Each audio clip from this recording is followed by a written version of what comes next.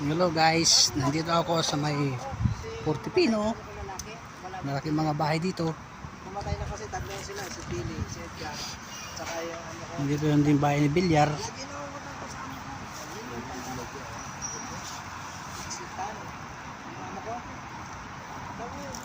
Yan guys, ang luwag pa ng lupa.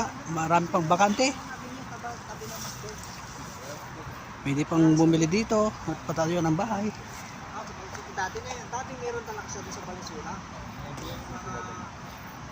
Ayan, mga kasama ko, driver. Tikwentuhan na ba naghihintay.